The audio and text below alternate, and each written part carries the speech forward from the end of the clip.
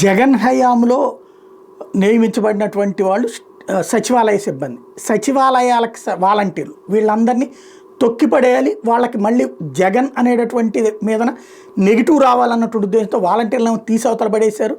అలాగే సచివాలయ ఉద్యోగుల్ని వేధించుకు తింటున్నారు.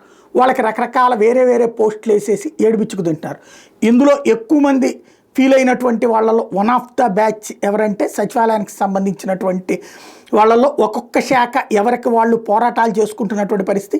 మాకు అన్యాయం జరిగిందంటే మాకు అన్యాయం జరిగింది అన్నటువంటిది.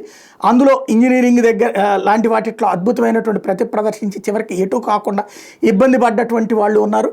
అలాంటి వాళ్ళందరికీ కూడా ఏదైతే ఇంజనీరింగ్ సిబ్బంది ఇప్పుడు పెద్ద ఎత్తున సమస్యలు ఫేస్ చేస్తున్నటువంటి నేపథ్యంలో స్టేట్ ఇంజనీరింగ్ అసిస్టెంట్స్ అందరూ కలిసి ఒకవైపున తమ బాధల్ని అంటే సచివాలయ సిబ్బంది ప్లస్ ఇప్పుడు స్టేట్ ఇంజనీరింగ్ స్టాఫ్ సఫర్ అవుతున్నటువంటిది ఇంతకుముందు వాళ్ళకి సంబంధించిన బాధను కూడా చెప్పుకున్నాం మనం.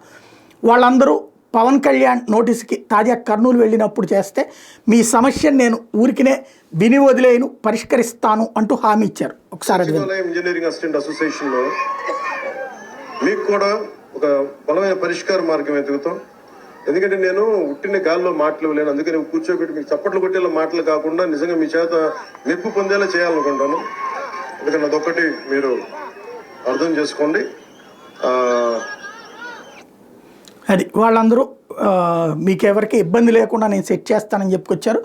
దీంతో స్టేట్ ఇంజనీరింగ్ అసిస్టెంట్స్ అందరూ మంగళగిరి పార్టీ ఆఫీస్ దగ్గరికి వెళ్ళబోతున్నారు. జనవాణి కార్యక్రమంలో పాల్గొనడానికి అక్కడ తమ బాధలు చెప్పుకోవాలనుకుంటున్నారు. అసలు సమస్యల్లో ఏంటంటే ఇదే మాట పవన్ కళ్యాణ్ వాలంటీర్లకు అప్పుడు చెప్పుకొచ్చారు.